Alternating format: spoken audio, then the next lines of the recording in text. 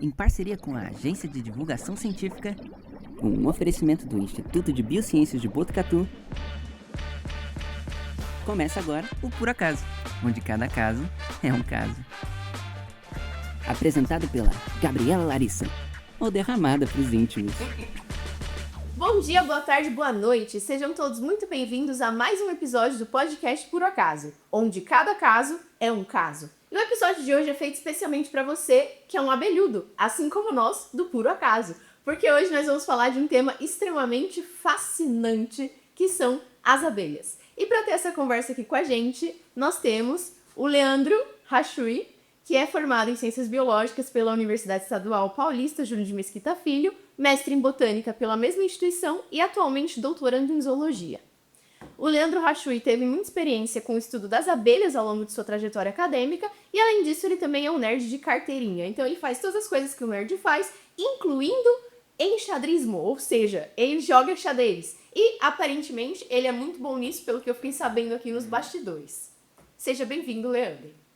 Eu agradeço a oportunidade, pessoal, de estar aqui, falar das abelhas, que é um assunto que eu adoro de conversar, tanto dentro quanto fora da academia, e espero que dê bastante frutos essa conversa hoje.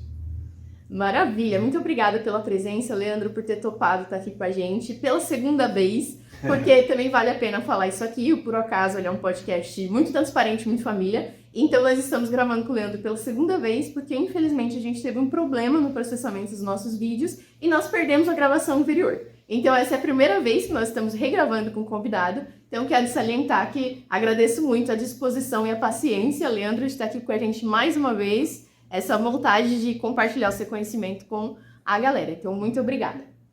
Para me ajudar a conduzir esse bate-papo, hoje eu tenho aqui comigo o Marcelo Raffanelli Rosati, que é formado em Ciências Biomédicas pela Unesp e há cerca de 23 horas tornou-se mestre em Ciências Fisiológicas pela Unesp e pela UFSCar. Além disso, ele também é enxadrista, que é uma pessoa que joga xadrez, e foi graças a ele que eu descobri que o Leandro é muito bom no xadrez. Seja bem-vindo, Marcelo. Muito obrigado, Gabriela. E aqui comigo, também como anfitriã, está a Gabriela Larissa Lima da Silva, que também é formada em Ciências Biomédicas pela Unesp, a Universidade Estadual Júlio de Mesquita Filho. Ela tem mestrado em Biologia Geral e Aplicada, também pela Unesp, e atualmente é doutoranda aqui na Unesp também. Ela também, além disso, é uma grande neurocientista e é uma entusiasta de abelhas. Ela, se eu não me engano, tem o interesse de criar abelhas na casa dela, certo? Exatamente. Eu sou meliponicultora, isso graças ao podcast Por Acaso, porque há algum tempo atrás nós gravamos um episódio chamado Passeio na Colmeia, cujo tema foram abelhas. É um episódio super legal, que não é redundante com esse episódio, então quem ainda não viu pode ir lá conferir. O episódio foi feito com Samir Kadri e é um dos meus episódios favoritos desse podcast, que realmente, como vocês podem ver, mudou a minha vida e me trouxe um hobby novo. Pois é. Para falar sobre esse assunto que eu acho tão fascinante, que eu sou extremamente suspeita para falar, nós vamos puxar o gancho do filme The Bees, de 1978, que está disponível no YouTube. Então, quem quiser assistir, pode assistir. É um filme interessante, apesar de não ser um filme muito famoso, né? A gente descobriu ele pesquisando justamente para poder fazer o podcast. Esse filme foi... Assim, é um filme que você começa assistindo meio com o pé atrás, porque ele tem aquela filmagem meio antiga e tudo mais, né? Você tem que estar disposto. E aí, para contextualizar um pouquinho, esse filme ele fala de como as abelhas vieram para cá e de como essas abelhas começaram a se reproduzir e tentar dominar o mundo. E nesse filme aparecem várias informações interessantes sobre as abelhas, que é um pouquinho que a gente vai discutir hoje. Então, nesse filme, uma das primeiras surpresas que eu tive foi descobrir, porque eu não sabia, que essas abelhas tinham vindo da Unesp de Rio Claro. Então, realmente, isso aconteceu em Rio Claro. Sim, exatamente. Eu achei muito legal esse filme, porque ele é um filme da década de 70, né? E, na verdade, para a gente entender o contexto que foi pautado nesse filme, a gente tem que ir lá para trás, porque a apicultura, né? Quer dizer, a criação de abelhas em culturas para produção de mel, ela é uma técnica milenar, né? Vem lá do Antigo Egito e depois foi desenvolvida muito na Europa, principalmente na Espanha, né? E esse uso do mel para alimentação ele foi muito desenvolvido na Europa por uma espécie de abelha do gênero Apis, né? Para quem não sabe, a gente tem muitas espécies de abelha, inclusive a maioria delas nem ferrão tem, né? Mas a gente conhece bastante a abelha do mel, que é a abelha que produz o mel que todo mundo consome, que é do gênero Apis, e a espécie Apis mellifera, né? Então a Apis mellifera, né? Que ela tá que a gente está contando uma parte da história da Apis mellifera, né, nesse filme. Ela desenvolveu toda a apicultura no mundo, mas principalmente no começo foi na Europa. Só que no contexto desse filme, ele mostra pra gente uma outra parte da história, depois que as abelhas melíferas saíram da Europa e vieram para as Américas. Porque quando você tira um animal da sua distribuição nativa, que no caso a Apis mellifera é uma espécie que a distribuição nativa é na Europa e na África, ela tem aquela origem, você tira essa espécie e leva ela para outro lugar, pode acontecer várias coisas. O que o filme mostra ali, que ele relata, né? Ele relata muito a implicação para o ser humano, né? Até que a Apis mellifera, depois que ela veio para as Américas, principalmente depois dessa outra variedade, na verdade, da Apis mellifera, que a gente vai falar um pouco melhor dela, quando ela veio para as Américas, e como ela é uma abelha muito agressiva, né? Principalmente que ela tem um comportamento defensivo muito grande, ela foi chamada de Killer Bee. Por isso que até no filme eles refletem a Apis mellifera africanizada, que a gente vai falar sobre ela, como Killer Bee, né? Então, no contexto desse filme, que é na década de 70, ele já, na verdade, avançou muito na história da Apis mellifera e conta essa história da invasão dela na América do Sul, né? Mas como você estava dizendo, o que aconteceu, né? Porque, como eu disse, as abelhas, a origem delas, da Apis mellifera, é africana e europeia, e ali a gente teve várias linhagens evolutivas que deram origem a subespécies, ou seja, variações dessa espécie que é a Apis mellifera, né? E no caso da Apis mellifera, a história dela de introdução nas Américas, na verdade ela começa na América do Norte, com os europeus, quando eles trazem a Apis mellifera no século XVII, porque depois que a América foi descoberta pelos europeus, como a apicultura já estava muito bem desenvolvida na Europa, eles pensaram assim, a abelha é um animal que tem o lugar que a gente encontrou, né, a América do Norte, é um local que tem um clima muito parecido com os locais onde essa abelha tem a distribuição nativa, né, na África e na Europa. Então, vamos trazer ela para a América do Norte para tentar adaptar ela e fazer apicultura na América do Norte, né? Nesse caso, eles trouxeram, quando eles vieram para a América do Norte, eles trouxeram uma variedade europeia da Apis mellifera, tá? Que é a Apis mellifera subespécie mellifera. Então, quando a gente tem uma subespécie, né, a gente vai ter o nome dela do gênero, que no caso da Apis mellifera é a Apis, a espécie mellifera, e aí quando a gente tem variações dessa espécie, mas que ela ainda reproduz com a espécie original, a gente fala que são subespécies. Então, a subespécie europeia que foi trazida para a América do Norte no século XVII. Só que daí o filme começa um pouco depois, porque logo depois que ela foi introduzida na América do Norte, ela teve muito sucesso, a Apis mellifera. Então a apicultura começou a desenvolver muito bem na América do Norte, né? E aí, essas abelhas começaram a ser levadas para outras regiões das Américas. Então, aqui no Brasil, a Apis mellifera, que é essa variedade europeia da Apis mellifera, ela foi trazida para o Brasil no século XIX, tá? Século XIX. E o filme mostra a história a partir do final do século XX, 1950, né? Que é onde entra a Unesp de Rio Claro. O que acontece? E é interessante desse filme que ele começa bem nesse ponto. Essa subespécie europeia que foi para a América do Norte e depois veio para o Brasil, ela é uma subespécie que ela é um pouco menor que as subespécies africanas, produz menos mel, só que ela também não é muito agressiva. Então ela tem fácil manejo, o manejo dela é muito fácil. Só que aqui no Brasil estavam começando a ser desenvolvidas pesquisas para melhorar a produção de mel e desenvolver a apicultura no território nacional. Só que o que acontece? Como o Brasil ele tem um clima tropical que é um pouco diferente do clima europeu, da onde essa subespécie europeia ela teve origem, ela não estava se adaptando muito bem, principalmente nas regiões mais quentes do Brasil, né? Porque o Brasil é muito grande, então a gente tem um espectro de climático muito grande. E aí o que acontece? Aqui na Unesp de Rio Claro, que é onde eles no filme, na verdade, eles não falam da Unesp de Rio Claro, eles falam de um outro lugar, acho que não sei se é da Embrapa, alguma outra instituição brasileira. Mas, na verdade, essa história aconteceu aqui na Unesp de Rio Claro, perto de onde a gente está aqui de Botucatu, né?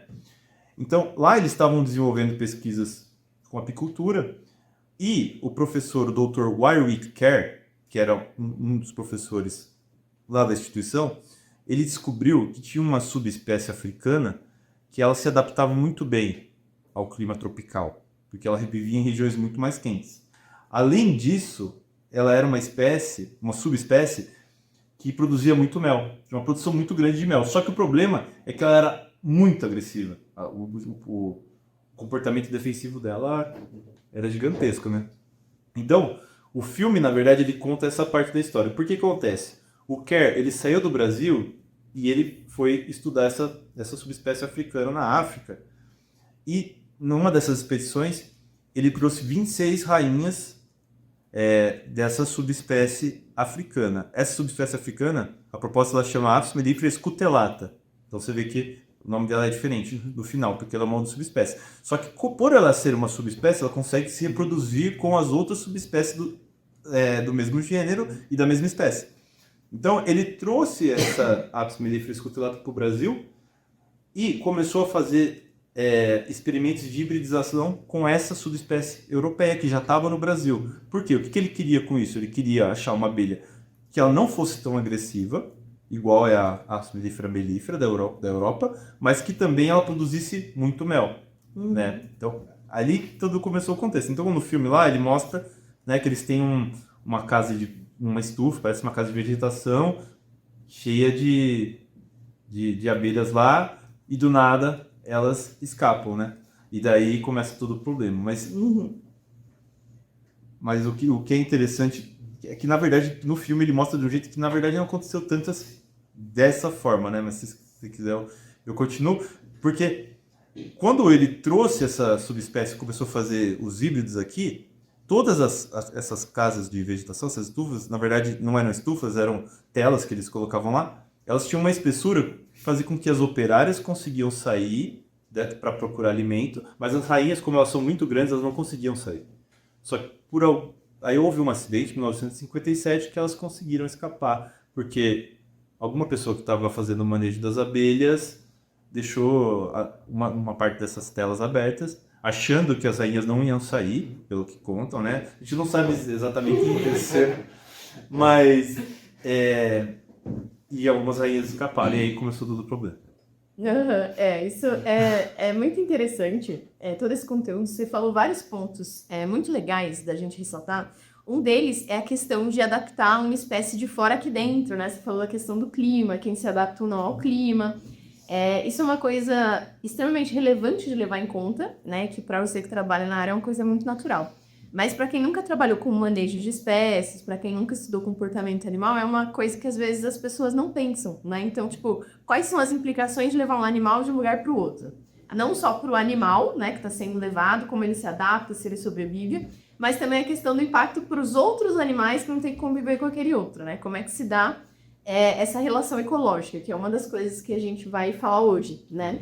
Então, eu sempre ouvi falar que as apis eram espécies invasoras, e nesse caso são espécies que significa que elas não são nativas, né? Elas não são brasileiras, elas foram trazidas para cá, e foi uma surpresa muito grande, né, nessa conversa, saber desse processo de hibridização, porque eu achava que era a apis africana que foi trazida, e foi essa que ficou, mas teve vários processos de hibridização, né? Então eles misturaram subespécies para chegar em espécies mais dóceis, né? Eu achei fantástico isso, foi uma coisa que eu não sabia, que faz todo sentido parando para analisar pelo histórico das abelhas, que também você trouxe, né, na sua fala, que é o conceito do híbrido, né? E a importância da gente conhecer as espécies e as subespécies taxonomicamente, né? Então, conhecer a nomenclatura, por que esse animal faz parte dessa espécie, por que ele faz parte dessa subespécie e quais são as diferenças, é extremamente importante para saber com o que está mexendo, para conseguir recombinar, né? Então, eu acho isso muito legal, essa sua fala, porque reforça a importância da ciência básica, né? Que primeiro a gente precisa conhecer. Então, alguém precisou estudar cada uma dessas abelhas, entender as diferenças delas, observar o comportamento, ver a produção de mel e depois pensar em recombinar, ver se elas conseguem se reproduzir entre elas e o que sai, né, dessa reprodução. Então, é uma coisa muito legal. E isso, eu acho fantástico que às vezes a gente deixa passar, né? A gente, tipo, legal, eles reproduziram, chegaram nessa, mas tem um histórico muito grande, né, atrás de tudo isso para chegar nessa coisa tão simples. E acho isso muito legal, porque você comentou, né, sobre, tipo, taxonomicamente, tem a espécie, a subespécie, e são coisas extremamente fundamentais, que às vezes a gente escuta e deixa passar, né, tipo, a espécie tal, não importa muito, mas importa, né, e é fundamental para algumas coisas. Quando você entra no conceito de espécie, né, dentro da biologia, o que define que é uma espécie, né? E é uma discussão gigantesca, mas principalmente são os indivíduos da mesma espécie, eles conseguem reproduzir e gerar outros indivíduos, a prole fértil, que consegue depois gerar outros indivíduos. Então, aí que você define o que é uma espécie ou não é. Essas espécies, por exemplo, dessas abelhas, elas reproduzem normalmente, geram indivíduos férteis, só que elas têm características morfológicas, de comportamento, totalmente distintas, né? Aí entra o conceito da subespécie, né? E aí entra o conceito da subespécie. Por que é uma subespécie? Porque ela tem características que se diferenciam, principalmente morfologicamente, né, de comportamento, mas quando você consegue ainda fazer a hibridização dessas subespécies, né, porque elas conseguem se reproduzir e gerar indivíduos férteis. Então, todo esse problema aconteceu porque exatamente, a gente estava procurando características morfológicas e fisiológicas de uma abelha que não é do Brasil, e para isso a gente tentou hibridizá-la com uma abelha que já estava no Brasil, também não era daqui, mas já estava aqui, para tentar combinar essas características e gerar indivíduos que se adaptem melhor aqui ao nosso clima. Porque, como você falou, a questão, aí que já é um outro conceito, né, que é o conceito de invasão de espécie, essa questão de quando você pega uma espécie, tem uma distribuição nativa, você tira ela da sua distribuição onde ela está adaptada, ela tem uma história de adaptação, uma história evolutiva, todo um ambiente. Você tira desse ambiente e coloca ela em outro ambiente, ela vai entrar em um outro contexto ecológico, totalmente distinto de onde ela estava, e um contexto climático daquele ambiente onde você colocou, né? E aí, a invasão de espécie ela pode gerar várias consequências, né? Ou consequências, na maioria das vezes,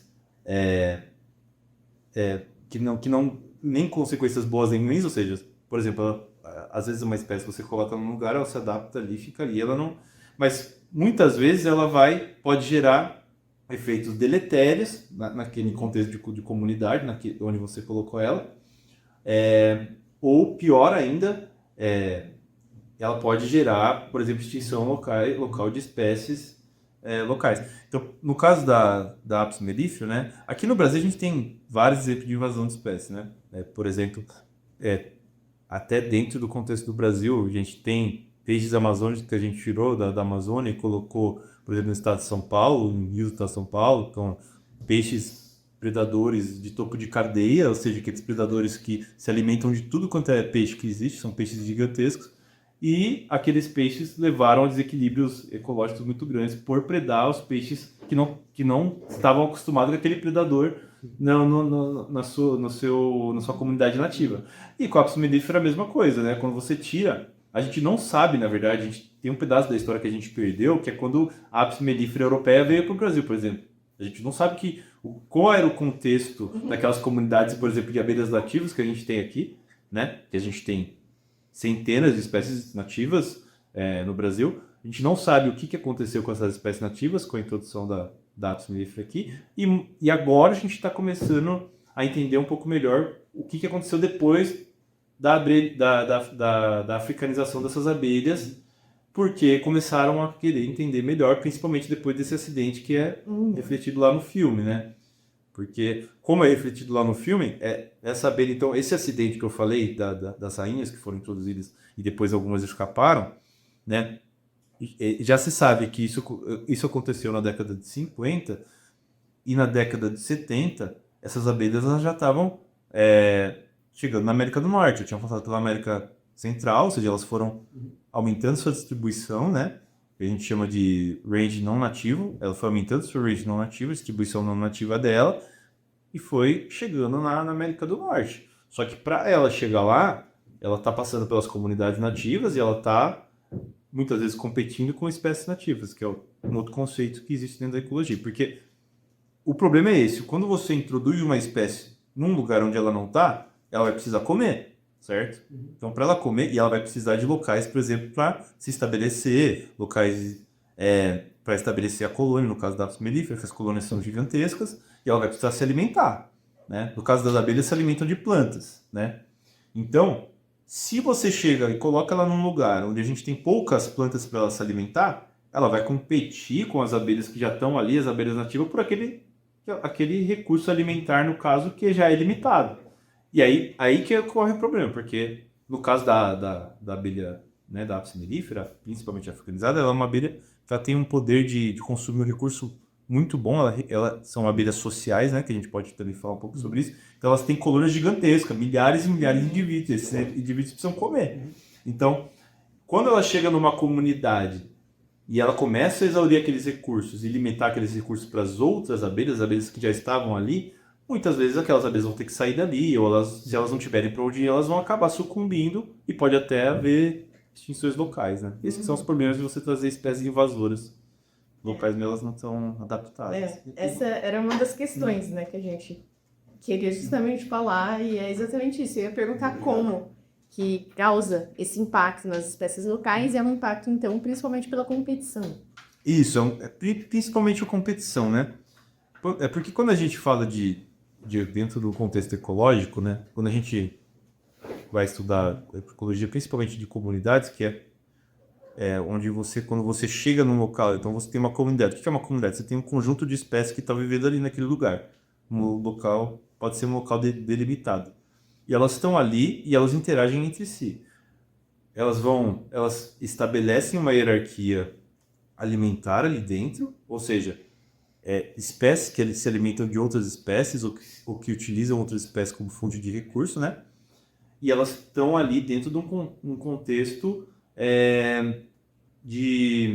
elas vão ter várias tolerâncias, ou seja, elas vão tolerar temperaturas específicas, vão tolerar quantidade, por exemplo, de luz que entra naquela comunidade, então elas vão precisar no dia, e elas vão precisar se alimentar. São os requerimentos. Então elas vão ter requerimento alimentar, que é o principal quando a gente fala de competição. Normalmente, as espécies elas vão competir por um recurso alimentar, mas elas também podem competir por outros recursos, como a luz, por exemplo, quando a gente fala de plantas, né? Quando a gente fala de plantas. Então, quando você, por exemplo, outro caso, quando a gente sai um pouco do contexto dos animais e vai para as plantas, né? Um caso muito emblemático de introdução de espécies foi, por exemplo, as gramíneas africanas. As gramíneas africanas, por exemplo, a braquiária, muita gente conhece, que são essas gramíneas que estão em todos os passos, você vê elas crescendo, né, absurdamente, fácil, elas crescem fácil. Então, essas gramíneas, por exemplo, africanas, o que acontece? Elas são gramíneas que crescem muito rápido, certo? E, por exemplo, elas não geram recursos, por exemplo, não produzem néctar, né? Como algumas plantas ativas que produzem flores. E o néctar é um recurso, por exemplo, que é utilizado pelas abelhas. Então, essas gramíneas africanas, quando ela foi introduzida, por exemplo, em comunidades de campestres aqui no Brasil, deu um puta problema. Por quê? O que acontece? Como ela cresce muito rápido, quando você insere ela no ambiente, ela cresce rápido, e as plantas herbáceas, as gramíneas herbáceas que tinha aqui nativa, por exemplo, elas não conseguem crescer tão rápido e nem ter um tamanho tão elevado. Então elas acabam, essas gramíneas africanas, levando a um processo de sombreamento. Esse processo de sombreamento está fazendo o quê? Limitando o recurso que é a luz do sol. Então o que acontece? Quando essas gramíneas africanas vieram para cá, elas causaram um grande problema, porque elas começaram a sombrear essas comunidades e as espécies nativas de gramíneas nativas não conseguiram competir. E isso foi levando a extinções locais dessas gramíneas, e isso vai ter uma consequência para os outros animais que interagem com essas plantas herbáceas, por exemplo. No caso, eu falo isso porque eu estudei um pouco esse caso no meu mestrado. Quando você perde, por exemplo, essas herbáceas que produzem flores e néctares numa comunidade, as abelhas que se alimentam dessas plantas, elas perdem um alimento. Ou seja, você leva a um efeito que a gente chama de efeito em cascada, com consequências para toda essa hierarquia que eu falei dentro da organização da comunidade. E aí já tem menos alimento, chega a espécie invasora, cria mais competição pelo alimento ainda. Ele matou o xará. Então, aí, o que acontece? Exatamente. Né, que é uma das minhas teses, inclusive, faz parte da minha tese, que é a questão do efeito sinérgico de duas espécies invasoras. Por quê? Então, vamos pensar nesse contexto que eu falei. Primeiro vieram as verbenas africanas e fizeram esse sombreamento e diminuíram já o recurso ali naquelas comunidades. Aí o que sobrou de alimento? As árvores ou plantas herbáceas, que são mais altas do que essas gramíneas africanas, né? Então já reduziu ali. Aí vem e a gente introduz uma espécie altamente competitiva que consegue captar muito bem os recursos. No caso da Apis mellifera, né? São abelhas que elas saem para se alimentar muito cedo, tá? E às vezes as outras espécies nativas muitas vezes tem que sair mais tarde. Sair mais tarde para se alimentar por causa do ciclo circadiano delas, é um pouco mais tardio. Então, as abelhas saem para se alimentar muito mais cedo, exalam aquele recurso que já ficou escasso, certo? Já ficou limitado, e isso leva a um efeito sinérgico em cascata das duas espécies invasoras trabalhando juntas. Então, esse é um problema muito grande. É devastador você trazer esse tipo de problema numa comunidade nativa, né? Que a gente, como eu falei, a gente também sabe pouca coisa, porque a gente não tem um histórico, nem levantamentos de abelhas nativas que aconteceram depois da introdução, por exemplo, das gramíneas africanas, que faz muito tempo. E também a gente tem pouca coisa antes da Apis mellifera africanizada, né? Que foi a junção da escutelata com a Mellifera mellifera. Então eles trouxeram essas duas subespécies, da Europa e da África, mas aqui na América, tanto na América do Sul como na América do Norte, já existiam centenas de espécies. Por que não usar essas espécies para cultivar? E por que trazer? É por causa da produção do mel, não é? Tem algumas coisas. Isso é uma coisa. Eu tava justamente pensando. As abelhas sem ferrão, elas produzem uma quantidade de mel muito pequena. Coisa de 1 litro ao ano. E as abelhas, né, que são de fora, elas produzem uma quantidade de mel muito maior. Eu tinha essa dúvida de por que elas produzem tanto. E uma das coisas que você falou agora foi do ciclo circadiano delas, que elas começam muito cedo. E eu queria saber se esse fator está relacionado, o que mais justifica essas abelhas produzirem tanto mais mel assim? Tem várias coisas, né?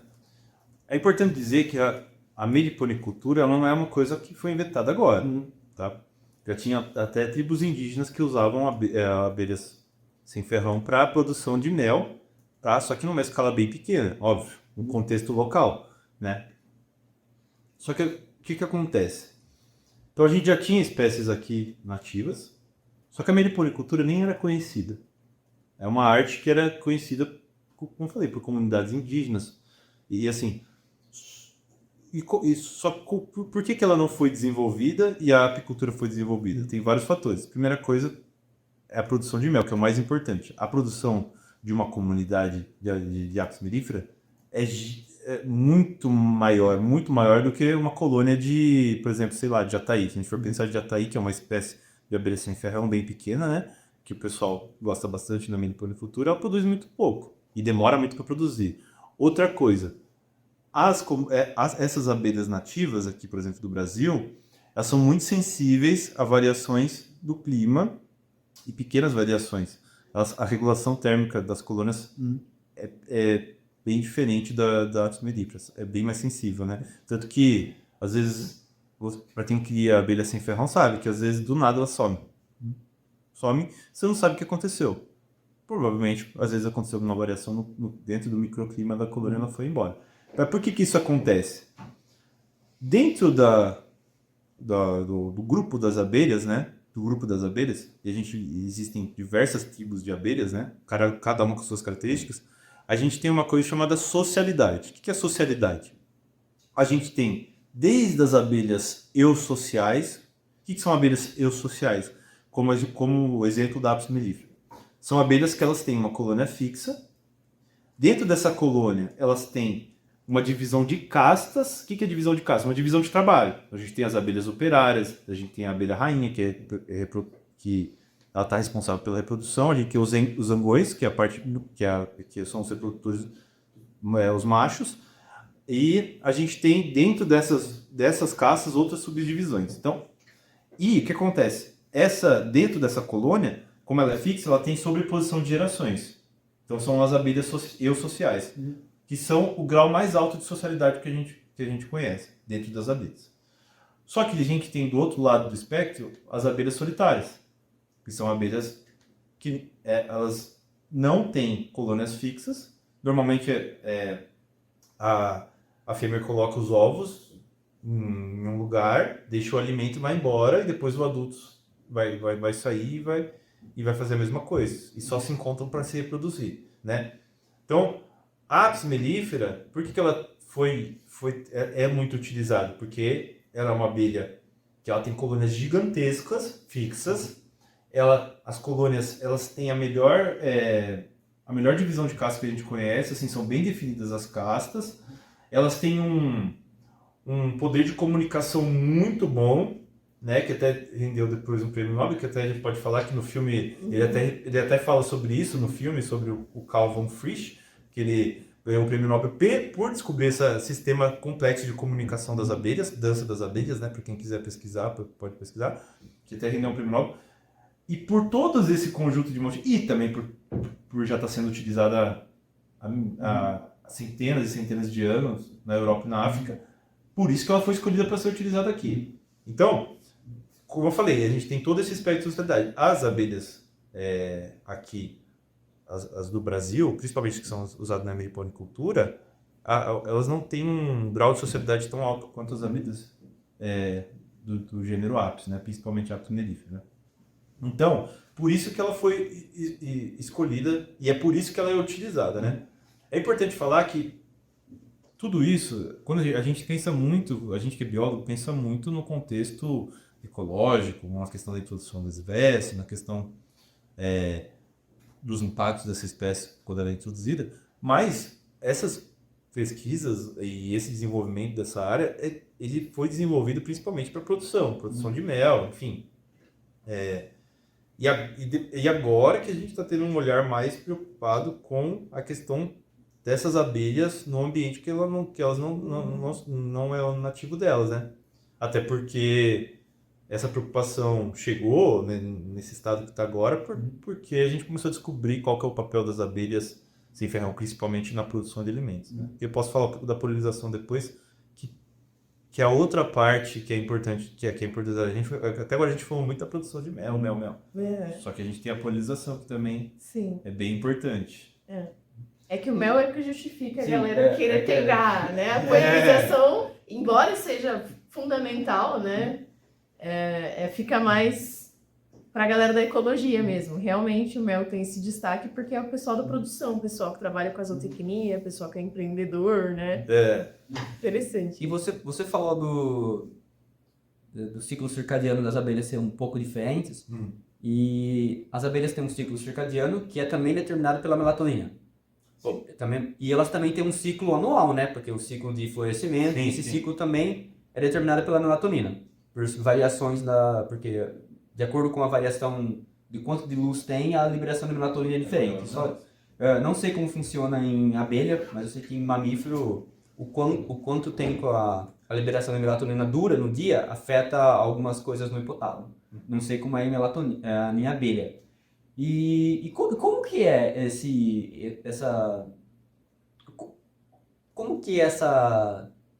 a cadeia causal de luz e o sistema nervoso central da abelha? É igual de mamífero? É diferente? Você falou que é a melatonina também, mas elas não têm pineal, que nem nós temos? Ou elas têm pineal? Então, eu vou confessar que a parte fisiológica do ciclo circadiano das abelhas eu não sei muito, eu não entendo muito a fundo. Eu estudo mais a parte ecológica e interação entre plantas e abelhas. O que eu sei é que as espécies elas vão ter ciclos circadianos diferentes, podem ter abelhas com atividade anual, que estão mais adaptadas a plantas anuais, e tem abelhas que elas estão mais adaptadas a florações pontuais, como, por exemplo, floração de final de ano, primavera, né?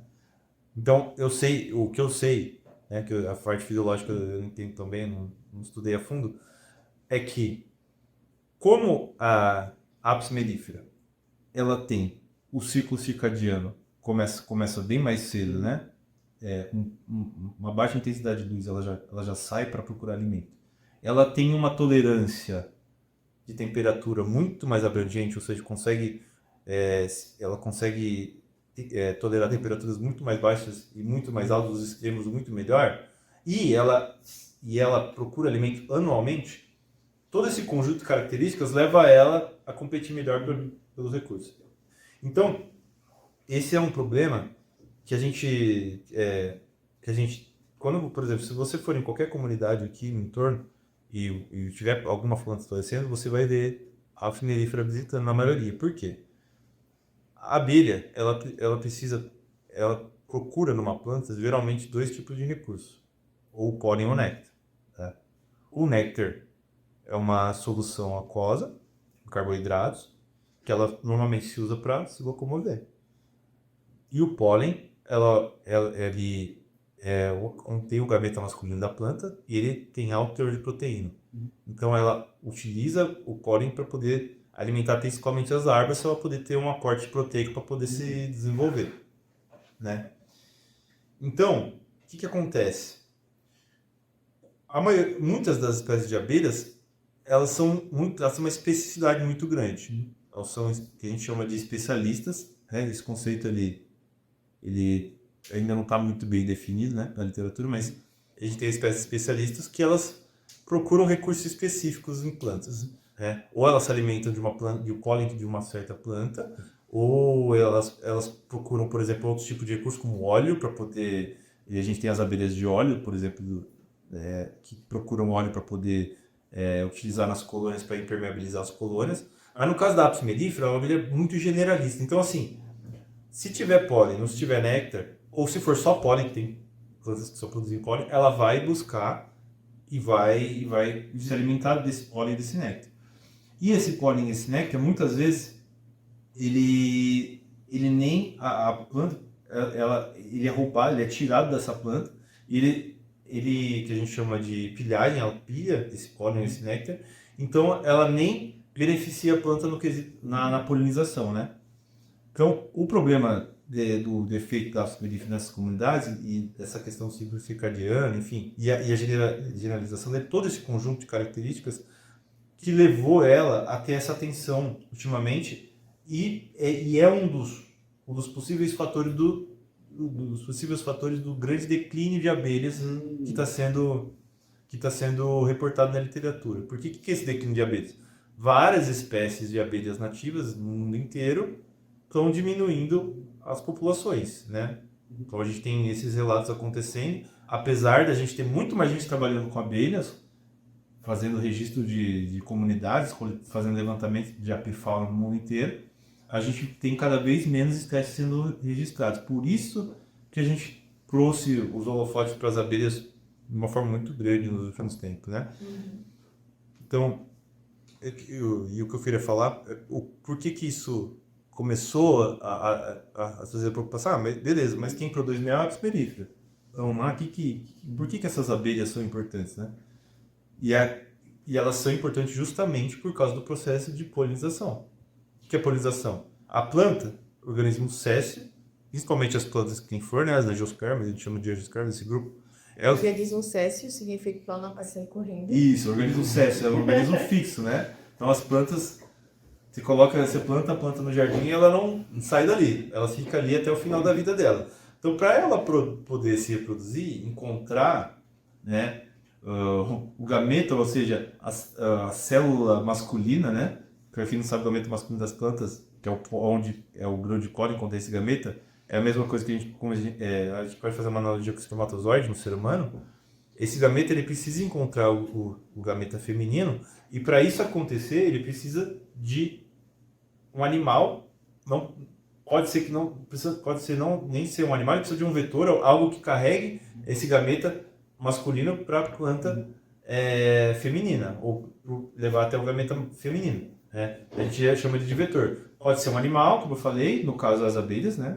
Mas também pode ser por outros fatores abióticos, como por exemplo o vento ou a água, né? E o que acontece?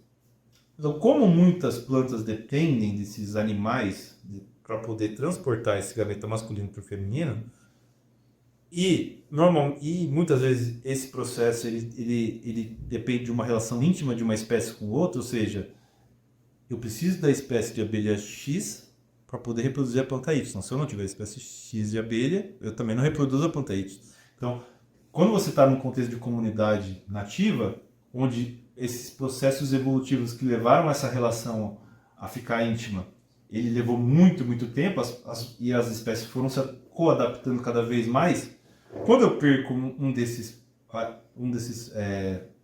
parceiros, eu acabo tendo consequências no outro parceiro. No caso das plantas, se você não tem o organismo que vai levar esse gameta masculino para o gameta feminino, você compromete a reprodução. Então, por que o declínio de abelhas ele está tendo tanta atenção nas últimas 2 décadas? Porque você perdendo essas abelhas, você também leva a consequências para essas plantas. E normalmente essas plantas, porque o produto dessa reprodução, da reprodução das plantas, é os frutos. E os frutos, eles têm importância para o homem, tá? Então as frutas, principalmente grande parte das frutas, elas dependem desses animais para poder serem produzidas. Onde a gente vai ter a semente, porque a semente é o embrião ali daquela planta, né? Sim. Então, pode falar. Eu ia falar que, ainda que as frutas não fossem importantes para o homem, ter a diversidade é importante para outros animais também. E tem também a questão ética, né? De, tipo, a gente traz uma espécie que faz com que outra espécie deixe de existir. E por quê? Né? Então, existe também essa questão, esse comprometimento. Não precisa necessariamente chegar no impacto direto para o homem para a gente se preocupar, né? Idealmente não deveria. Precisa, né? Na sociedade atual a gente sabe que precisa. Então tem que dar uma justificativa de como isso repercute pra gente, mas eu acho que o ideal é que a gente tivesse um comprometimento ético de não se preocupar somente se for ter impacto direto. E sim porque simplesmente aquele animal tem tanto direito de existir quanto a gente. E uma vez que a espécie invasora foi trazida, né, pelos humanos, então a gente deveria se preocupar em tentar reverter o que a gente impactou. Se ela tivesse vindo naturalmente por algum outro processo, aí seria uma outra forma de estudar, de discutir a questão. Mas uma vez que nós intervimos e nós causamos o prejuízo, eu acho que é uma responsabilidade ética reverter, independente de como isso repercute pra gente, né, enquanto indivíduo. E nem é só questão do discurso, agora nós nos importamos porque nos afeta. É pior que isso, só começam a se importar porque vai afetar o lucro de alguém em algum lugar. Tem alguma empresa que... É só aí que começa a se importar. Se você falar, vai afetar a humanidade, mas não está afetando o lucro, então não tem problema, não precisa fazer nada. Sim. Exatamente. Um exemplo de espécie invasora, muito interessante que eu vi outro dia, é carpa prateada e colocaram no rio Mississippi. E ela tomou conta do rio Mississippi. E não tem mais peixe no rio Mississippi, além de carpa prateada. E aí, para piorar o problema, os grandes rios lá do norte dos Estados Unidos, originalmente eles não eram conectados ao rio Mississippi. Só que aí algum engenheiro nos anos 20 falou, vamos conectar os dois porque fica melhor, vai dar mais lucro para ter transporte aqui. E fizeram isso, tem um canal agora entre os grandes rios e o rio Mississippi. Só que agora as agências americanas estão desesperadas porque as carpas prateadas vão chegar nos grandes lagos. Só que só começaram a fazer alguma coisa quando viram, nossa, tem uma indústria de pesca que vale bilhões nos grandes lagos. Aí agora teve que fazer alguma coisa. Exatamente. Inclusive, a solução que eles acharam foi uma solução bem americana. No canal que liga o Mississippi aos grandes lagos, eles chamaram o exército e o exército colocou tipo baterias dentro da água para eletrificar a água, conectar os dois e matar todos os peixes que tentam passar. Para eles não chegarem na comunidade. Olha o absurdo, né? E você vê que isso aconteceu porque ia ter um impacto na indústria de pescado. Tipo, não é porque vai acontecer um desequilíbrio dentro daquelas comunidades ali, as comunidades nativas, e a gente vai perder esse material. Porque... exatamente. E a gente não está... a ciência não está avançando agora na questão da polinização porque tem gente como nós que adoramos ciência básica, pesquisa básica, a gente gosta de entender como o mundo funciona e como as espécies Não, é porque, por exemplo, abelhas nativas, elas têm um papel importantíssimo na reprodução de plantas que são utilizadas nas culturas aí pelo mundo, nas monoculturas, e elas têm uma importância econômica muito grande. Às vezes, a apis mellifera mesmo, ela poliniza bem muitas das culturas, né? E eles utilizam caixas de apis mellifera em culturas no Brasil, por exemplo, cultura de café, enfim. Só que às vezes as abelhas nativas elas conseguem polinizar e ter uma eficiência maior do que, por exemplo, a própria apis na polinização de algumas culturas, né?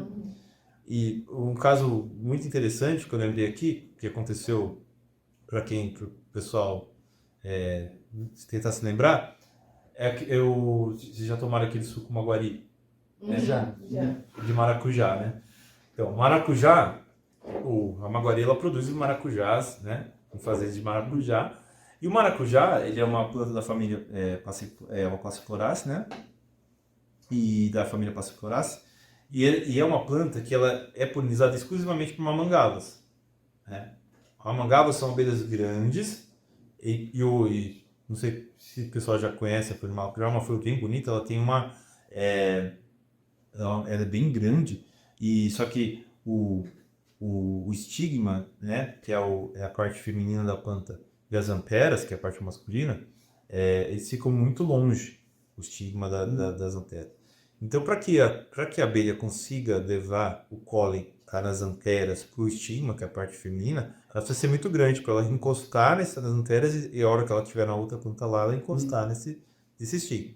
Só que o que acontece? A maguari, então, ela tinha essas culturas de maracujá, e só que as abelhas que faziam reprodução, as mamangavas, começaram a sumir das culturas. Que é o que eu falei, para quem trabalha com meliponicultura, às vezes, do nada as abelhas vão embora. E ali também, provavelmente, aconteceu alguma variação do clima naquele contexto ali, onde as plantações estavam, e elas foram embora. Aí, o que aconteceu? Como eles não tinham mais a mamangava, a reprodução do maracujá parou de se produzir maracujá.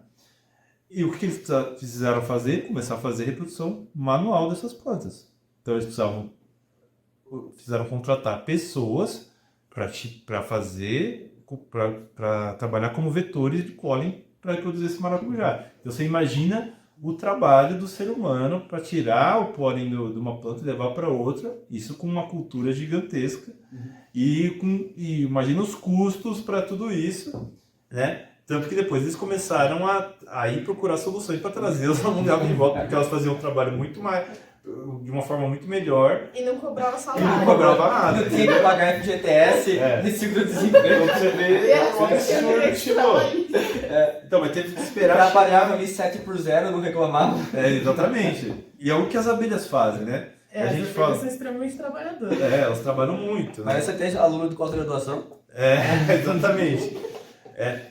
Então, assim, nesse contexto de polinização, quando você leva ele para, se for imaginar as culturas pelo mundo todo, a gente tem uma coisa que a gente chama dos serviços ecossistêmicos, que são serviços que animais ou plantas fazem para o homem e geram uma certa receita. Então, no caso da polinização, são bilhões e bilhões de dólares anualmente. Sei lá, 200, 300 bilhões de dólares anualmente, só com a polinização, que é um produto dos animais só por eles estarem ali se alimentando e mantendo aqueles sistemas funcionando, né? Então é por isso que começou a acelerar, porque imagine a economia, 300 bilhões de dólares. E aí é irônico que tem esse problema da Apis mellifera, espécie invasora, deslocando espécies nativas, e aí esse problema de que as abelhas estão desaparecendo aparece muito na internet, e toda vez que roda um artigo na internet é a foto da Apis mellifera que está na capa. As abelhas estão desaparecendo, mas não é essa abelha. Aí sempre aparece uma apis assim no refrigerante de alguém, e a pessoa, as abelhas estão desaparecendo. Insegurança. Exatamente, por quê? Quem trouxe esse alerta foi a apis, no final das contas. Começou a diminuir, as colônias de apis começaram a morrer, e aí que falou, nossa, as abelhas estão sumindo aqui. começaram a sumir dali, daqui. E aí começaram a olhar para as abelhas. Pô, mas você tá sumindo lá, você vai... imagina as outras, né? Você tá sumindo também. E aí começaram a olhar para as outras abelhas que estavam ali, né? Mas só foi vez agora. Agora, como ali, quando, por exemplo, a gente voltando a falar do filme, ele não mostra nada disso. Ele mostra o problema que a apis, e chegar até a América do Norte, a africana, levou pro ser humano, que daí ela E começou tem a que matar. ser na América do Norte também, isso é senão- outra coisa. Quando ela tava aqui no Brasil, Foi rapidinho, foi no Brasil, assim, alguns minutos de No filme, filme. e depois já é na América do Norte, porque é sobre isso. a segunda América do Norte. Aí que causa impacto.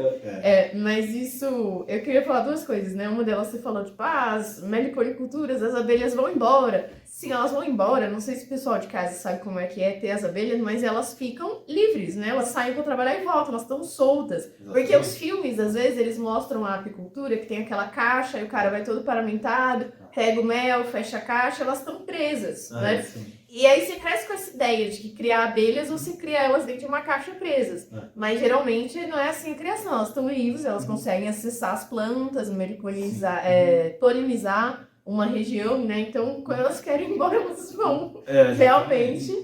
E outra coisa também, que pode ser novidade para alguém que esteja assistindo, é que as abelhas não são todas listradinhas de preto e amarelo. A maioria delas não são, né? A maioria das espécies não são assim. Muitas são totalmente pretas, parecem moscas, algumas parecem um pouquinho um tipo de mosca, tem de várias cores, enfim, tamanhos. A mamangava, inclusive, ela é gigante, ela é preta também, né? Totalmente preta. Isso é legal, porque quando a gente fala de abelhas, a gente tem uma diversidade gigantesca, né? Diversidade gigantesca. Como eu falei, tem um espectro social muito grande, a gente tem vários comportamentos sociais diferentes. Então, por exemplo, aqui na região que a gente está de Botucatu, a gente fez um levantamento recente, a gente tem... Qual que a gente conseguiu coletar em 2 comunidades, dá mais de 130 espécies de abelhas. E assim, cada abelha tem sua particularidade. 130 espécies. Caramba, aqui, cara, isso é muita coisa. Já dá pra fazer passarinho de abelha. Dá, Abelha, você com vai certeza.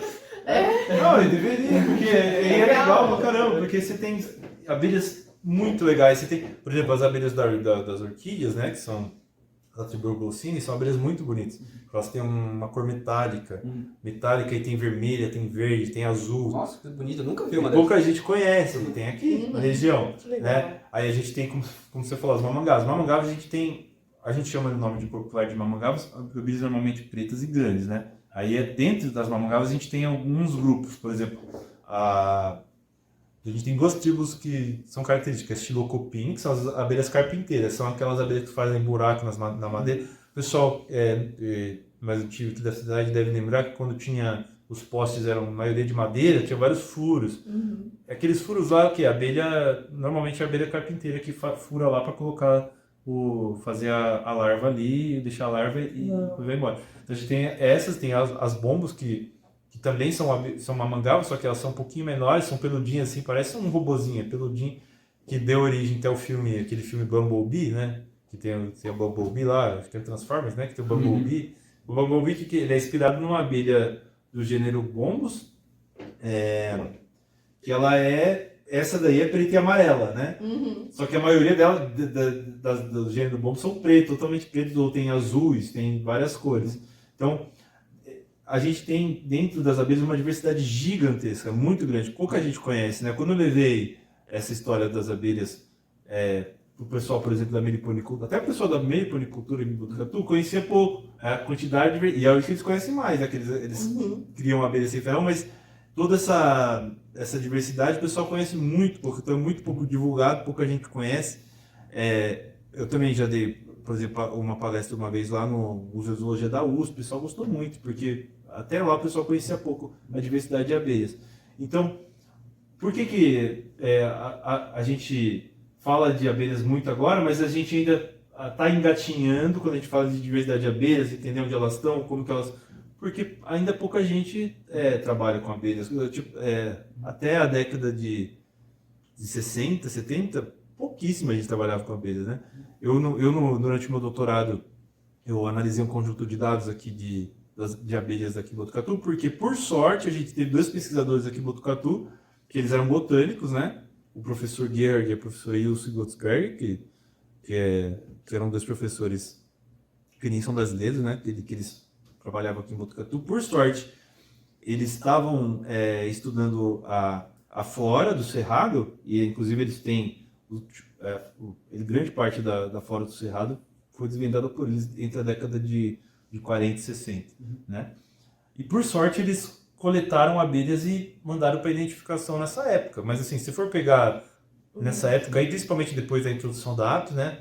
Porque foi introduzido em 54, 55, e depois década de 60, 70, a gente tem quase nada. Teve esse banco de dados aí que a gente está tentando utilizar, mas é difícil de utilizar porque não foi aquela coleta que a gente faz sistematizada, certinho, bonitinha, né? Eles não fizeram análise genética. Não, nada. Eles coletaram os bichos lá, levaram para identificação e é isso que a gente tem, né? Mas se for ver, é só isso. A gente não tem nada. Assim, o Brasil inteiro é muito difícil. E você achar... Então, se a gente não sabe, nem não conhece a fauna, como eu falei, só em Botucatu, mais de 120 espécies. Só em Botucatu. Você imagina no estado de São Paulo que a gente já perdeu, que eram espremidas de mata, abelhas, né? Ou depois, aqui no estado mesmo, nos últimos 50, 60 anos, a gente perdeu muito habitat, né? E a gente não conheceu essas espécies e a gente não sabe muito como. Então agora a gente está tentando conhecer melhor um pouco para poder começar a traçar estratégias de conservação, por exemplo, né? Mas o ritmo é muito acelerado. A gente tem vários problemas. É o que eu falei. A questão da Apis mellifera aqui no Brasil e nas Américas, enfim, no mundo inteiro, onde ela está hoje, né? É um dos fatores que ameaça as espécies nativas, né? Mas o maior deles é a redução de habitats, né? Que é o que aconteceu, por exemplo, no estado de São Paulo, aqui com o Cerrado. E com a Mata Atlântica também, mas redução de habitats, como eu falei, o animal ele tem as tolerâncias, os requerimentos, né, que eles têm e as tolerâncias. Ele precisa de um espaço. Então a gente vai reduzindo o espaço, vai perdendo espécies. Então aí vários efeitos sinérgicos. Aí tem o uso de pesticidas, que falam que causou o declínio da Apis, está sendo causado pelo uso de neonicotinoides, né, que são pesticidas. Tem mais esse problema, a gente está para Apis e para as abelhas nativas. O que esses pesticidas causaram ou estão causando? Esse que é o problema que a gente tem na ciência, a gente está tentando correr atrás de algo que às vezes ou já se perdeu ou está indo cada vez mais longe da gente, né? A gente não tem perna para chegar, né? Muitas vezes. Nossa, sim. Tite do Jürgen são uma abelhada. Uma abelhada. Uma abelhada, você vai identificando as espécies. Legal demais. Para fazer uma abelhada tem que ser bem cedinho. Não, as nativas elas acordam mais tarde. Não precisa acordar 4 da manhã pra fazer abelhada. Não, eu fiz. Porque pra ver aves tem que acordar. Já adorei. Não, Apis a hora que você for tá lá. Se você for às 4, às 6 da noite.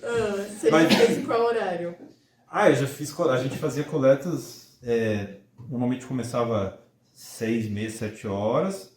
E daí a gente coletava. Normalmente as coletas, a atividade delas dá uma parada perto do meio-dia, quando o sol está muito, muito forte. Depois volta lá para as 2, 3 da tarde. Vai pegando de novo. Só que eu fiz, por exemplo, na disciplina eu participei da disciplina de ecologia de comunidades, acho que foi, já há alguns anos, e a gente faz coleta com o pessoal adora, porque daí você vai lá, a gente chegava lá, acho que umas 8h30, e numa árvore que você pega, que está com uma florada boa, você pega, sei lá, 10, 12, 13, 14 espécies de abelha rapidinho. Rapidinho. Nossa, que legal. É legal pra caramba, aí a gente monta, né, faz tudo. Nossa, que legal, eu quero muito fazer isso. A sua câmera tirou foto daquele beija-flor que era desse tamanho assim, então vai tirar de abelha também. Esse assunto me lembra uma curiosidade que eu vi há muito tempo atrás, que é esse lance da hora que as abelhas saem, que vocês estavam falando do ciclo circadiano da abelha. Eu não sei se consegue ir contra esse ciclo circadiano, mas as abelhas elas conseguem ter noção do tempo e uma noção muito clara do tempo. Fizeram um experimento onde todo dia, 4 horas da tarde, eles colocavam perto de uma colmeia um negócio com água com açúcar.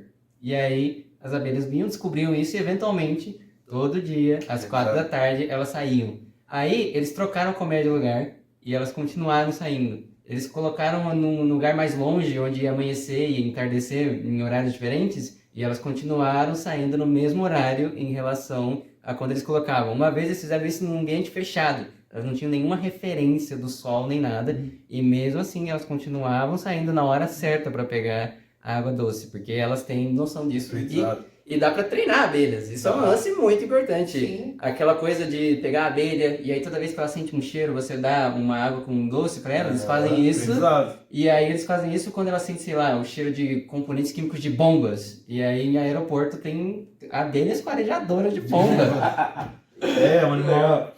Tem muito experimento de comportamento com a abelha. Sim, esse filme ele foi adjacente também a um prêmio que aconteceu no México, que o cara que treinou as abelhas pro filme, elas eram extremamente treinadas e elas eram feitas para serem dóceis, elas não picavam ninguém e quando gritava ação, elas começavam a voar igual malucas e quando falava corta, elas paravam.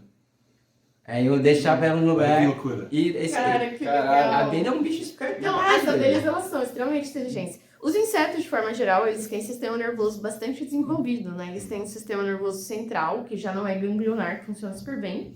E as abelhas, elas são capazes de fazer cálculos matemáticos e elas são capazes de contar e elas conseguem avaliar custo-benefício para algumas coisas. Então tem um experimento também que eu li, que eu gosto muito, que é que eles colocaram abelhas para pegar açúcar em potes, que elas precisavam subir numa almofadinha para pegar o açúcar, só que a almofadinha estava quente. Então, para ela pegar, ela se queimaria um pouquinho, passaria ali por um desconforto. E elas só pegavam se tivesse uma quantidade de açúcar o suficiente para valer a pena. Então, se for só um pouquinho de açúcar, ela não vai. Se for, um açúcar tá bom, mas não me convenceu, não vai. Se tiver açúcar o suficiente, ela tá disposta a passar pelo desconforto para poder pegar, porque vale a pena. Então, elas têm essa noção. As abelhas são animais extremamente inteligentes. Uma coisa que eu lembrei, que agora vocês estão falando sobre isso, que é muito interessante, né? As abelhas são fascinantes. O que eu falo, a apis mellifera é fascinante, porque foram estudando tanto ela, descobrindo tantas coisas interessantes, que ela virou, assim, eu acho ela fenomenal. Por exemplo, a questão da seleção por parentesco. Porque, o que acontece? Tem uma colônia ali, que quem reproduz são só as rainhas, certo? As operárias não se reproduzem. Então, por que elas estão ali? Elas estão... Porque quando a gente pensa numa espécie, que o intuito da espécie é reproduzir, né, e passar o seu material genético para a próxima geração, quando você pensa nas operárias, elas não estão fazendo, elas não estão desenvolvendo esse papel da espécie delas. Então começou a se estudar, mas por que as operárias ajudam, né? E aí desenvolveu toda a teoria sobre o parentesco inclusivo. Por que acontece? Apesar das operárias não passarem diretamente o material genético, né, para as outras gerações, porque quem vai fazer isso é a rainha, indiretamente o material genético delas está embutido junto com o material genético da rainha, porque ela tem um grau de parentesco. Aí começaram a desenvolver as teorias dentro de um contexto do ser humano também. Porque, por exemplo, a gente tem muitas famílias que às vezes, sei lá, a gente tem uma parte da família, por exemplo, que dá continuidade, casa e tem filhos, enfim, e tem pessoas dentro da família que optam por não casar, ou, enfim, né? Tios e tias, a gente fala. Mas só que o tio e a tia desenvolvem um amor muito grande pelo sobrinho, normalmente, e principalmente quando eles não têm um cônjuge.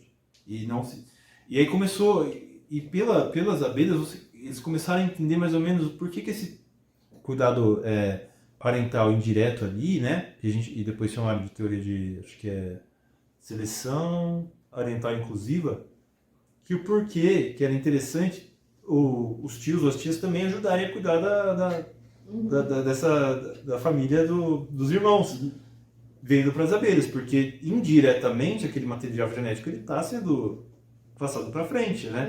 Então isso explica o amor que, por exemplo, tios e tias têm por sobrinhos, e viram isso muito nas abelhas. Uma teoria que foi desenvolvida por causa do comportamento das abelhas, porque é difícil você explicar por que um animal vai cuidar de um outro, de um parente ali, mas por que ele vai cuidar sendo que o material genético dele não vai ser passado? Ele está desperdiçando tempo, recurso, enfim. Isso ia de encontro com todas as teorias sobre a questão reprodutiva das espécies, né? Mas existem situações em que as abelhas podem se virar contra a rainha, não é? Existe também. Pode existir competição dentro de uma própria colmeia. Pode, e principalmente quando a rainha começa a idade ficar mais avançada e ela começa a reproduzir. Isso também é uma loucura, assim, quando a gente vai pensar em abelhas, porque outra parte da ciência que foi muito envolvida foi a questão da epigenética. Porque como que acontece para uma rainha aparecer ali? Porque quando as abelhas são larvas, são todas iguais. São irmãs, são muito parecidas geneticamente, todas iguais. Só que aí elas têm um alimento especial que elas dão para essas larvas, né, que é chamado de geleia real. E essa alimentação diferenciada leva ela a desencadear mecanismos epigenéticos que vão levar a mudanças hormonais, que vai levar ela a desenvolver o sistema reprodutivo dela e virar rainha. Enquanto as outras não vão ser alimentadas por essa substância e vão se desenvolver como operárias. Normalmente, quando a gente fala de ave melífera, no começo do desenvolvimento, todas elas são alimentadas com pão de geleia real. Mas as rainhas, as abelhas, as operárias elegem as rainhas e continuam alimentando-elas com geleia real até ela se desenvolver e virar rainha. E normalmente substituir a rainha antiga, ou porque ela morreu, enfim. Então elas sempre estão ali preparando as rainhas, mas daí elas vão escolher algumas que vão. E isso é uma loucura, porque imagina esse mecanismo. É o que acontece no ser humano. A gente, para diferenciar o macho, fêmea, homem, mulher, enfim, a gente tem os mecanismos hormonais, mas que eles são determinados geneticamente, né? A questão dos cromossomos, XX, XY, toda aquela história que a gente conhece da biologia. Mas ali, no caso, não, elas são iguais, só que pela alimentação diferencial, tem uma série de enzimas ali que vai desencadear esse processo E hormonal. como que as operárias escolhem qual que vai ser a rainha? Algumas delas liberam um feromônio um pouquinho diferente das operárias mesmo. Talvez ela seja mais fértil no futuro. Então, é uma coisa que a gente não sabe direito. A gente ainda não sabe direito se é porque ela se desenvolve melhor, porque a gente sabe que elas recebem geleia real no começo, todas recebem. Eu não sei se uma desenvolve um pouco mais e elas percebem esse desenvolvimento e continuam alimentando ela. É uma coisa que a gente ainda precisa estudar melhor, mas é uma loucura. Isso deve ser um estudo muito legal, porque fica aquela questão, tipo, é epigenética, mas se for algo que elas detectaram antes, é uma epigenética meio orientada por uma pré-genética, e aí se não for, tipo, porque aquela... Muito legal isso. Nossa, muito legal. Então, tipo assim, quando você vai falar de abelhas, você tem todas essas facetas. Por isso que eu acho fascinante, assim, a questão das abelhas. Sim, é muito legal. Muito legal. Mas deixa eu só voltar um pouco pro filme, porque é o que você estava falando, esse filme aí, eu não conhecia ele, né? Se vocês iam falar para mim, ele foi interessante por isso, mas você vê que faz pouco tempo, né? Década de 70, para a paciência não é nada. A gente não sabia praticamente muito pouco sobre abelhas ali, porque ali tá, né? Eles estão mostrando aquele caso da Apis, não sei o quê, não fala de outras abelhas, não cita nada sobre a importância de outras abelhas. É o negócio da... Então, onde a gente fala de abelhas, é Apis mellifera, né? E elas são muito interessantes. Só que imagina, se elas são tão interessantes, eu fico imaginando quando a gente começar a desenvolver dentro dessas outras áreas, por exemplo, fisiologia das abelhas, comportamento das abelhas que a gente conhece muito pouco. Né? Sim. Você imagina? Muito legal. Voltando no filme um pouco também, uma coisa que a gente queria comentar, acho que a gente ainda não chegou lá, é sobre a tal da dança das abelhas, essa comunicação delas, né? Que teve a questão do prêmio Nobel e tudo mais. Sim, isso é interessante. É porque esse pesquisador, né, o Carl von Fritsch, o prêmio Nobel que veio foi na década de 70. Ele trabalhava com comportamento de abelhas e ele queria saber por que acontece. Isso é muito engraçado. Quando você vai para o campo e quando você chega lá, você chega muito cedo e aí você vai numa mancha, por exemplo, de alguma espécie de planta que está florindo, você olha lá, não tem nada. Aí daqui a pouco chega matos ali e tal, começa a voar ali, ver. Daqui a pouco, quando você vai ver, pouco tempo depois, a gente tem um recrutamento gigantesco de aves melíferas. E isso que leva elas a ter um alto poder competitivo. Porque chega muitas abelhas ali naquela mancha e rapidinho elas coletam aquele recurso e levam para a colônia. Então, o Carl von Frisch, olhando para isso, ele começou a se perguntar por como que elas faziam para saber que, para aquela abelha falar para as outras que ali é que estava o recurso, que a mancha era ali naquele lugar, né? Aí tinham várias especulações, se era questão hormonal, se era elas soltavam algum composto secundário, sei lá, algum cheiro que as abelhas ela levava para a colônia e deixava um rastro para chegar.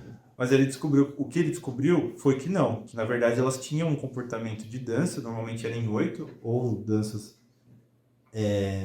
circulares, que dependendo de como ela fazia a dança, ela falava, se o 8 era grande ou era menor, ele falava a distância e a direção onde estava o recurso. Então, ela dava um direcionamento, porque normalmente as abelhas elas vão se orientar ali pelo olfato, né? E depois pela visão, né? E normalmente as plantas têm pistas ali de onde está o néctar, né? A gente tem até estruturas que chamam guias de néctar nas flores que refletem UV e as abelhas conseguem enxergar o espectro UV muito bem e elas vão chegar. Só que para elas enxergarem essa mancha é muito mais fácil se elas tiverem um direcionamento lá.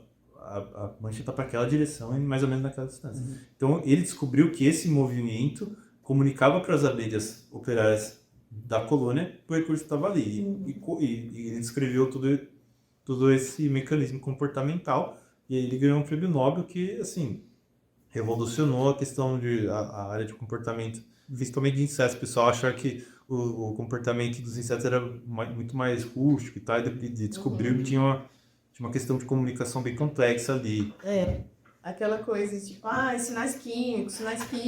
Tudo é sinal químico, composto secundário. Você não sabe o que fala que é composto secundário. É o composto secundário que leva, assim... Realmente existem, mas ele descobriu realmente que a questão da comunicação era bem complexa ali, né? E daí depois, aí que se abriu o horizonte aí para estudo de abelhas, de comportamento, questão cognitiva, que você falou, questão até de começar a fazer cálculo, sobre que as abelhas conseguem fazer cálculos, conseguem calcular custo-benefício de recursos, essas coisas assim, né?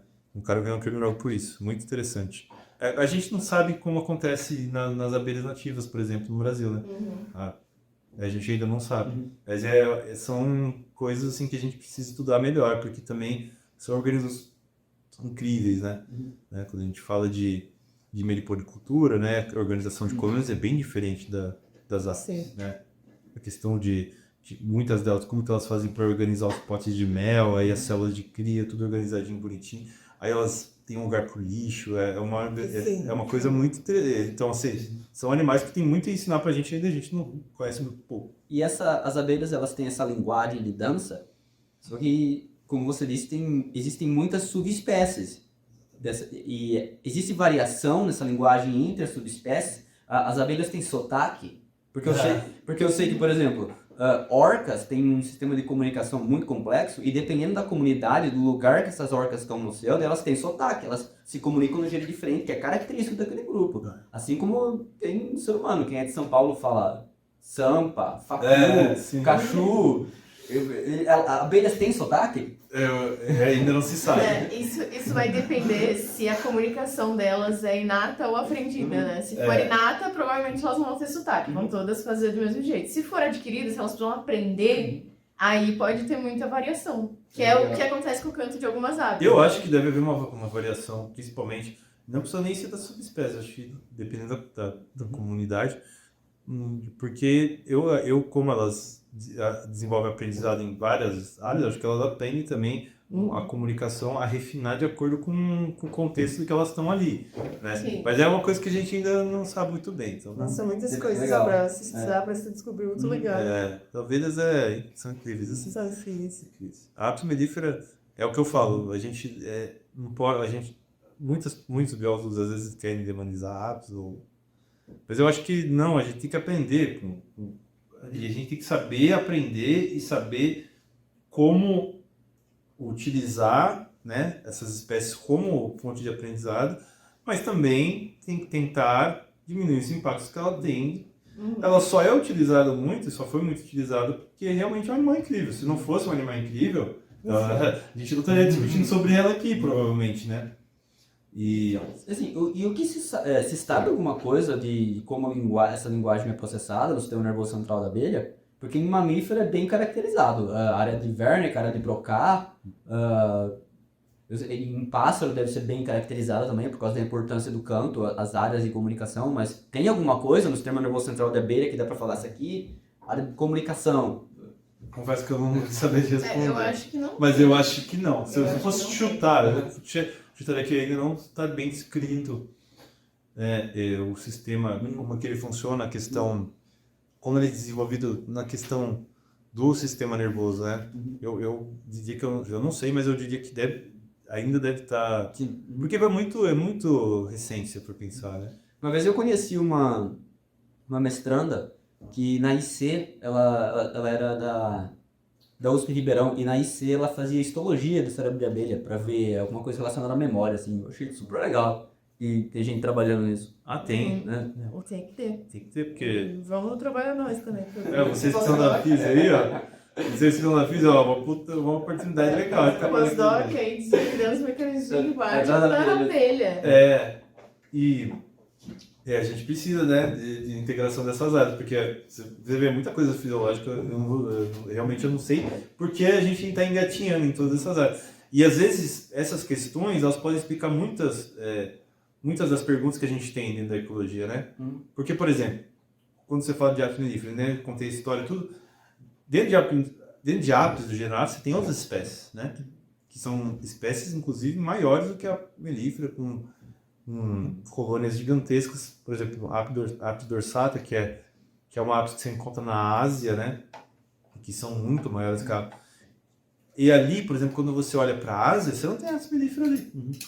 Basicamente, você tem uma parte ocidental da Ásia, um pouco, mas depois você chega na parte oriental e você não tem registro de Apis mellifera ali. Porque essa apis maior compete com... Provavelmente. Então, a gente não sabe provavelmente né? Porque essa apis aí, ela é muito maior, ela é mais agressiva ainda que a apis mellifera, a gente não tem manejo, tanto que não se consegue fazer o manejo, tanto que nessas comunidades onde tem essas abelhas, o pessoal faz extração de mel, só que de forma extrativista mesmo. Eles não conseguem fazer manejo, então eles têm que ir lá e tirar o mel. Inclusive, o mel dessas outras espécies de apis, ele tem um valor muito alto, porque ele é tirado dessa forma. Muito desse mel, dessas outras espécies, eles têm algumas toxinas que são inclusive alucinógenas, só que o pessoal, para pegar esse mel, tem que se arriscar muito. Muitos morrem tentando pegar o mel dessas outras espécies de apis. Mas um dos desafios que a gente tem é esse. Por que a apis não entra lá? Será que é por causa da competição por recurso? Ou será que é uma questão comportamental, uma questão de, sei lá, hormonal, que, sei lá, compulsional? Quando você não sabe o que está acontecendo, você escreve no relatório. Precisa de pesquisas futuras. Exatamente, mas é exatamente isso. A gente sabe muito pouco, não sabe. Mas eu já tinha ouvido falar uma vez que tem um mel que vem lá perto do Himalaia, alguma coisa assim, que parece que ele tem um composto parecidíssimo com o THC. E que se você comer muito, você tem efeito alucinógeno desse mel. Não precisa nem comer muito, né? Não, precisa comer muito. Pouquinho desse mel. Nossa, tem um filme, gente, sobre isso. Sobre isso não é sobre isso. O filme é outra coisa, é um mistério e tal. E aí existe um mel alucinógeno por causa da planta do qual ele é feito. Só que esse é o plot do filme. Então se eu contar que filme é, eu vou estragar o plot, entendi. entendeu? Eu não vou poder contar aqui qual é. Mas é muito legal. É um excelente filme. Confia em mim, galera. O dia que vocês verem esse filme, vocês vão assistir o final e vocês vão pensar, nossa! É o por acaso. Qual que é o nome do filme? Não, que se eu falar o nome, vocês já vão começar assistindo sabendo o plot. Eu não posso dizer, gente. Não posso... Vocês vão ter que assistir por acidente e lembrar desse dia aqui que eu falei. É a Noite das Bruxas. Daqui 6 meses de semana no grupo, vamos assistir tal filme hoje aqui em casa? Aí, não, eu já falei. É a Noite das Bruxas. É um filme que é tipo uma mulher que ela tá falando que o espírito da filha dela tá assombrando a casa, que a filha dela tinha morrido recentemente. E aí todo mundo que tá lá tá tendo visões dessa menina e estão achando que tem um fantasma. E aí vai o detetive lá super cético pra ver o que tá acontecendo. E aí eles chamam uma médium pra se comunicar e tal. E aí ele começa a ver as coisas também. Ele também nem começa a ver os fantasmas, ele fica tipo, eita, eita! E aí até ele entender o que estava acontecendo, tem o processo e tal, e aí eu já contei o plot todo, né? Legal. Agora vocês sabem o que rolou pra todo mundo alucinar. Eu adorei o plot desse filme. Agora não assisti Não, esse esse filme, gente, de verdade, esse filme é excelente, assim, é um filme muito bom de assistir justamente por causa disso, porque o Hercule Poirot é colocado, pois é, o Hercule Poirot é baseado no livro da Agatha Christie, ele é colocado muito à prova sobre o ceticismo dele, então todo mundo tá tipo, mas você não tem como explicar. E ele tá tipo, não, tem uma explicação, sim. E tinha mesmo. E é isso, e dentro da ciência, muita coisa a gente não tem explicação. Mas são fenômenos que estão aí acontecendo, e a gente às vezes está perdendo as espécies e não sabe, nem entendeu ainda que elas existem, né? Sim. No caso das abelhas, o meu trabalho do meu doutorado envolve o levantamento de comunidades de abelhas no mundo todo, assim, né?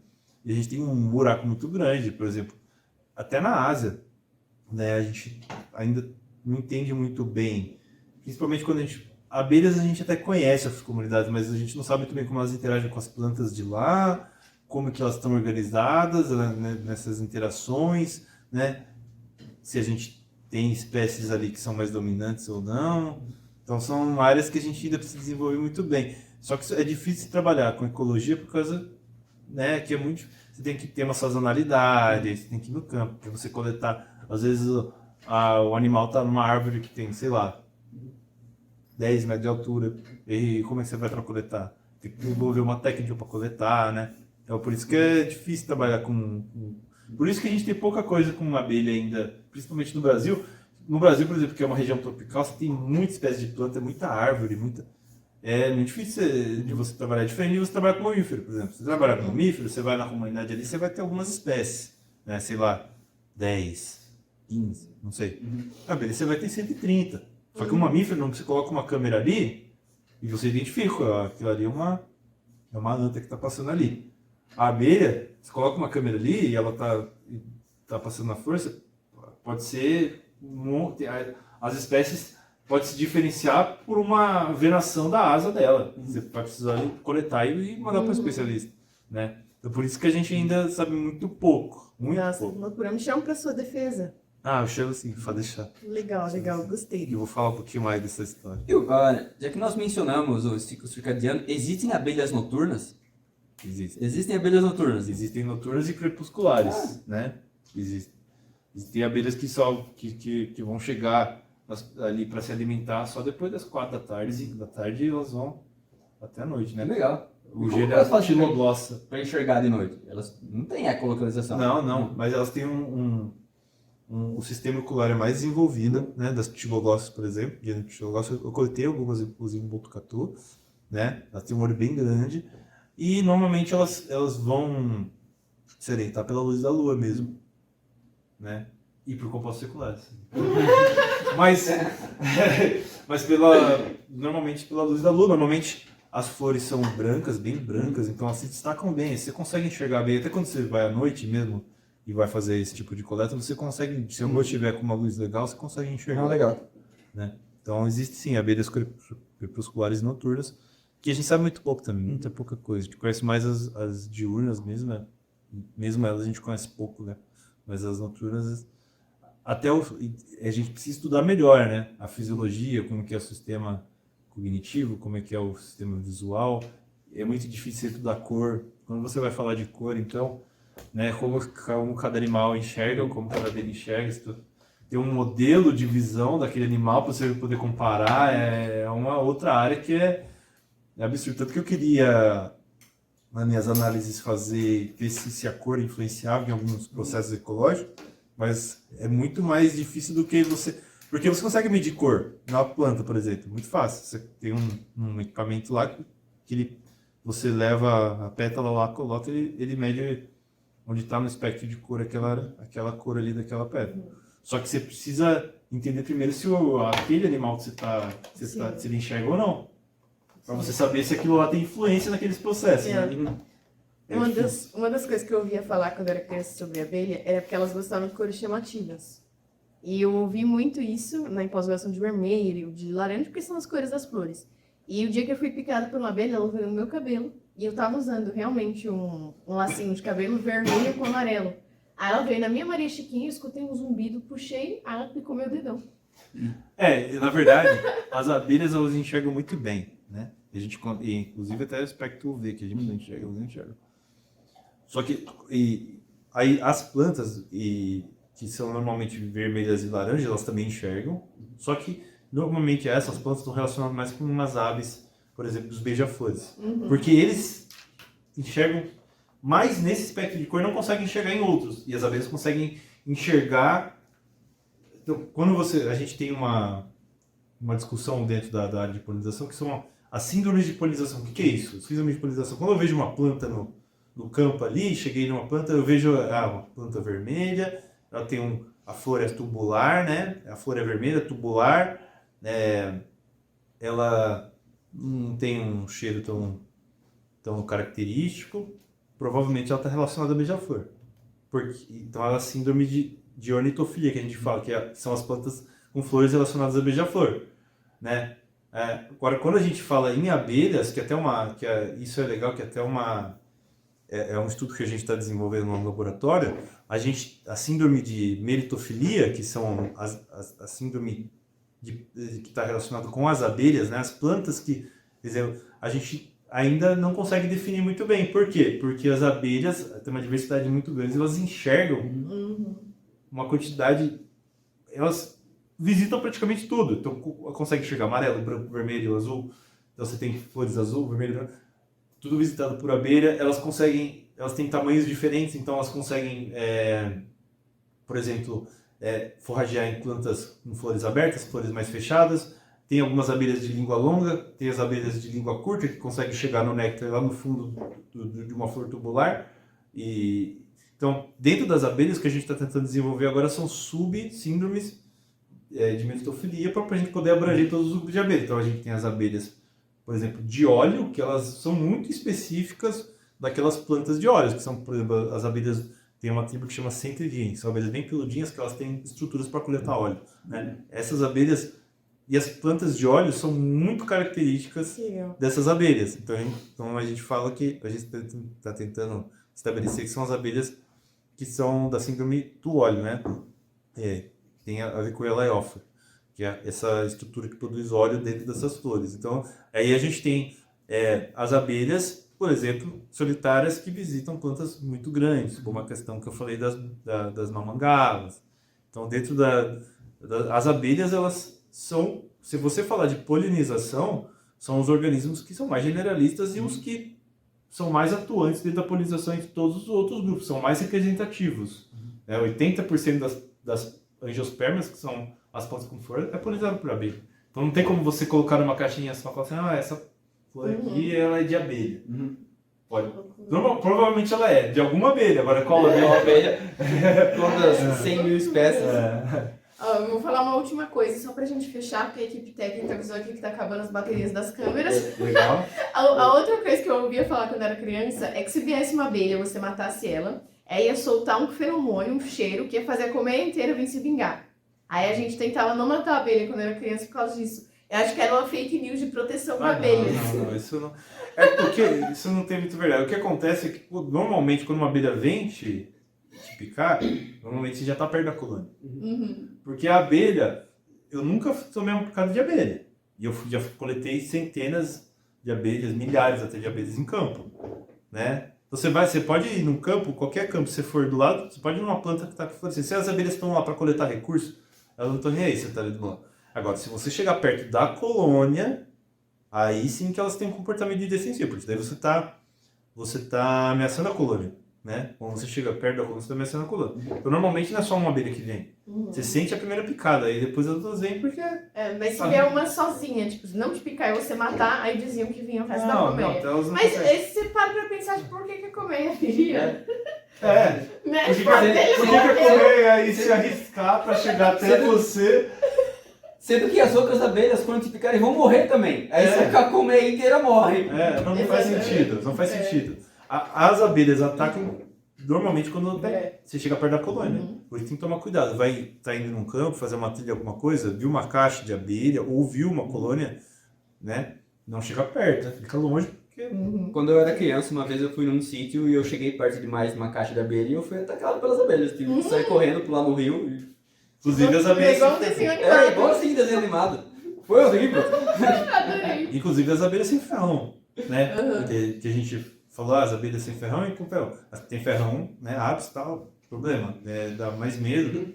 Só que as abelhas sem ferrão, muitas delas têm um comportamento defensivo bem grande também e mordem quando elas são ameaçadas. Você chega perto da colônia lá e morde. Tem, sei lá, a uruçu amarela, tem uma uruçu lá que ela é agressiva pra caramba. Você chegou perto da colônia, você começa a ficar, te morder. Tem que tomar cuidado também com a cita sem ferrão. Uma informação útil, agora que a gente falou das picadas, quando leva picada de abelha, o certo pra tirar é usar um cartão de crédito, um crachá, qualquer coisa reta e empurrar o ferrão, porque se você puxa ele com uma pinça, tem um reservatóriozinho com mais toxina, né?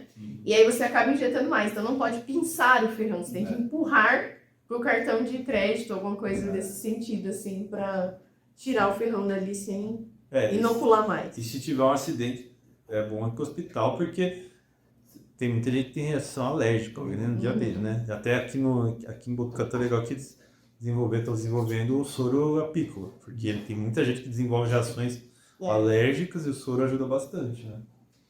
Sim. Bom, gente, então vamos fechar aqui. Tem realmente muito conteúdo para falar sobre abelha, mas vamos ter que ficar por aqui hoje. Muito obrigada, Leandro, pela presença. Foi um prazer ter você aqui de novo com a gente. Muito obrigada pela paciência, né, por ter vindo as 2 vezes. De nada. Obrigada, Marcelo, pela companhia. Eu que agradeço. E obrigada a todo mundo que acompanhou esse episódio até o final. Se você gostou, recomenda para os seus colegas. Se você achou alguma coisa interessante, deixa nos comentários. Fala pra gente o que você gostou. Esse trabalho que a gente faz aqui, ele é voluntário, então todo feedback pra gente é muito importante. Tanto pra gente se sentir motivado a continuar, de saber que tem alguém assistindo, quanto pra gente poder melhorar em episódios futuros.